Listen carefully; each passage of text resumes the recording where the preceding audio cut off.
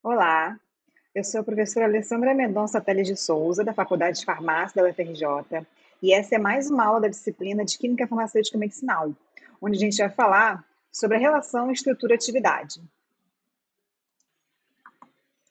Os objetivos dessa aula serão apresentar a importância da relação estrutura-atividade no planejamento de fármacos, identificar as principais alterações estruturais para poder correlacionar com a atividade biológica e compreender os requisitos para poder se desenvolver um mapa farmacofórico.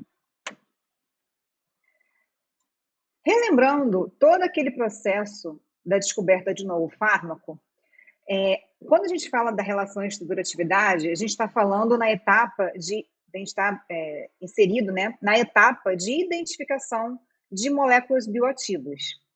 Então, só para relembrar, moléculas bioativas, ou hit compounds, vão ser compostos ativos identificados numa triagem biológica ou que foram planejados e que possuem estrutura química confirmada e pureza elevada.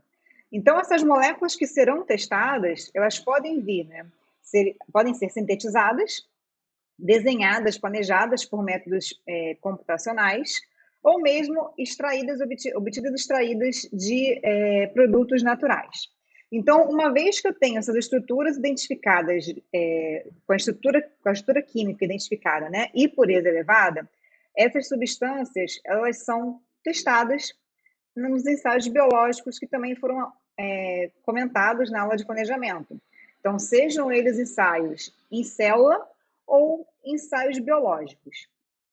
E aí, então, a gente pode, com esses dados, fazer uma relação estrutura-atividade. Então, a relação estrutura-atividade, ela é pautada nos princípios onde a gente sabe que alvos moleculares e moléculas bioativas, elas vão ser complementares, até porque as moléculas, quando a gente faz um ensaio biológico, a gente já imagina, ou pelo menos tem uma hipótese de qual que é o alvo terapêutico. Os grupos funcionais, tanto do alvo macromolecular e daquela molécula, né, daquele fármaco, eles devem interagir para que ocorra essa complementariedade. Então, com isso, a gente a gente pode concluir que a estrutura química das moléculas que são testadas, elas que vão definir e determinar a atividade biológica. Então, para a gente poder entender, explicar, né, aquele efeito farmacológico, a gente tem que identificar os requisitos estruturais que foram importantes para aquela atividade biológica, né? O que mudou de uma molécula para outra para que uma fosse mais ativa do que a outra. Então, de posse das informações estruturais e características químicas dessa série de moléculas que foram testadas e a resposta biológica dessa série de moléculas, ou seja, a atividade farmacológica, né, dados de IC50, por exemplo, eu posso fazer uma relação entre essas informações. Então, com isso, eu tenho a relação estrutura-atividade. É importante a gente ressaltar que o estudo das relações entre estrutura química e atividade biológica, ela é o pilar da química medicinal. Então, vai ser sempre a partir dessas relações que a gente vai propor novas alterações estruturais para que eu tenha moléculas mais ativas.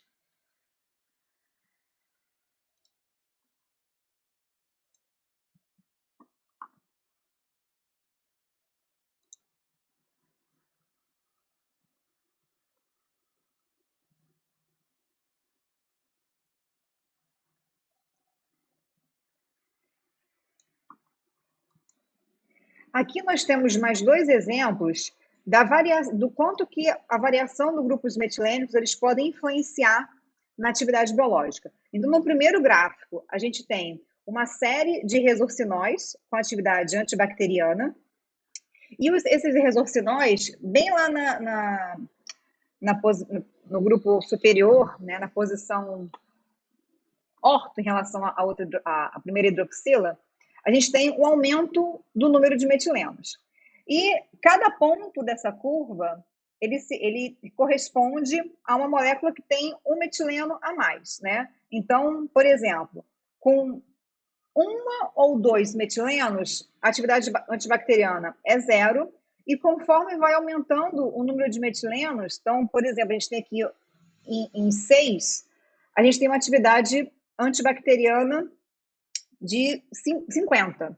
E conforme ele vai descendo, vai aumentando o número de metilenos, a gente começa a ver que a partir de 7 grupos metilenos, 7, 8, 9, 10, a atividade ela começa a cair. Então, o que a gente pode inferir nessa relação, já que é apenas com grupos metilênicos? Que existe um número ideal, nesse caso específico, de grupos metilênicos para que eu tenha resorcinóis com atividade antibacteriana. E um número ideal vai ser o número 6. Então, a gente vai ter 6 grupos metilênicos. Com isso, a gente tem uma molécula com uma alta lipofilicidade, capaz de permear membranas e até mesmo as membranas da parede celular das bactérias. E, com isso, ter ação biológica. Lembrando que, além dessa lipofilicidade, eu tenho também aí um grupo com uma alta liberdade conformacional. Tá? E aí, com isso, eu posso correlacionar, dizer que nesse caso eu tenho um número ideal de metilenos. No gráfico da B, a gente já tem derivados análogos do enalapril com ação na enzima conversora de angiotensina. E aí agora a gente já tem um gráfico de acordo com o IC50, ou seja, o IC50, quanto maior o valor, pior a atividade, né? Então a gente pode ver aí na estrutura, onde a gente encontra a inserção dos metilenos, que é logo do lado aí desse grupo amida. E a gente vê que quando a gente tem um N igual a 2, tem 2 metilenos, o IC50 é de 19.000 nanomolar. Conforme vai aumentando o número de grupos metilênicos, o IC50 vai diminuindo, ou seja, a atividade vai aumentando. E nesse caso a gente tem 4 grupos metilenos, né? O IC50 de 19, 5, o IC50 de 4,8 e 6, o IC50 de 8,1. Nesse caso aí, a gente pode inferir que quanto maior o número de grupos metilênicos, melhor a atividade biológica, sendo também um número ideal, de acordo com os dados que a gente tem aqui, 5 grupos metilênicos para que eu tenha uma boa interação com a enzima conversora de angiotensina para a atividade desses análogos do enalapril. E aí, seguindo, com o tamanho e conformação do esqueleto de carbono, a gente tem aí a modificação do grau de insaturação. Então, quando a gente altera o grau de insaturação de uma molécula, a gente vai estar alterando a flexibilidade da molécula, então influenciando diretamente na interação com o alvo terapêutico.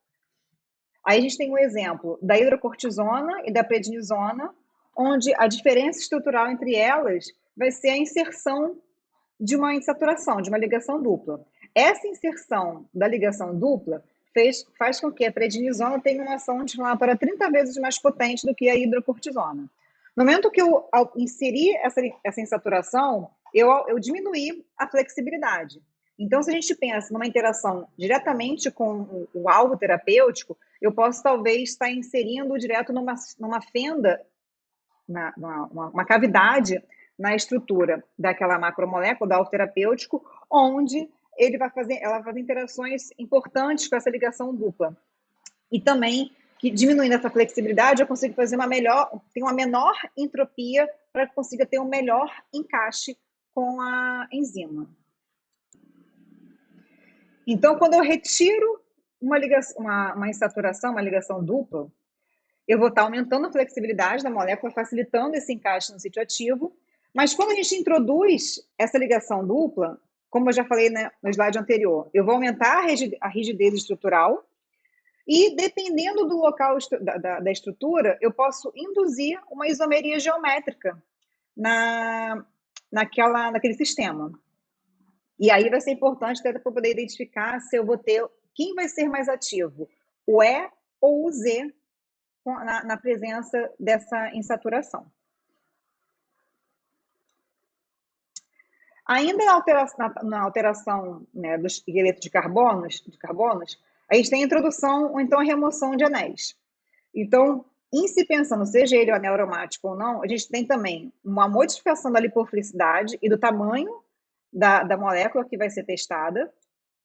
Eu tenho assim como os metilenos, alteração na permeabilidade das membranas biológicas e também alteração na solubilidade dos fluidos. Essas influências são similares com as do metileno, só que quando eu adiciono um anel, eu estou adicionando pelo menos aí 3 carbonos na molécula, né? Se eu pensar num anel pequeno, ou então de 3, 6 ou até mais grupos, átomos de carbono, eu vou estar adicionando naquela molécula. Então, quando eu tenho essa introdução do anel, eu tenho primeiro o aumento das dimensões moleculares e também eu posso induzir a mudança na conformação da minha molécula. Então, como eu falei, eu posso começar introduzindo um anel de 3 membros, né? Então, a introdução de um anel pequeno, em que momento que eu posso propor essa alteração? Quando eu quero, por exemplo, reduzir a possibilidade de produzir um análogo que é grande demais para o sítio-alvo, ou então quando eu quero reduzir a possibilidade de existência de isômeros ou tautômeros naquele grupo químico. Então, aqui a gente tem um exemplo do 1-amino-2-fenileteno. Então, eu tenho um anel aromático, uma ligação dupla e uma amina primária. Nesse 1-amino-2-fenileteno, eu tenho um tautomerismo entre essa ligação dupla e o hidrogênio dessa amina primária. Então, consequentemente, eu vou ter essa amina primária com hidrogênios menos disponíveis para fazer interações, por exemplo, de ligação de hidrogênio. No momento que eu faço a alteração dessa ligação dupla por um anel de 3 membros, que aí eu já tenho aí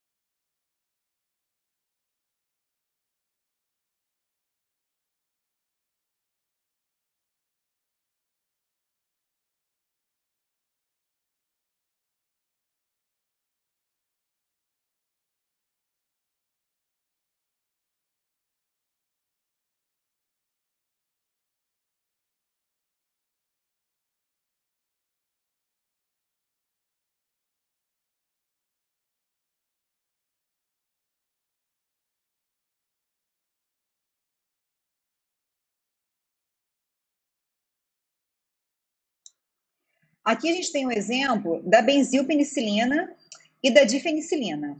A benzilpenicilina, ela é um antibiótico da classe dos beta-lactâmicos que é sensível à beta-lactamase.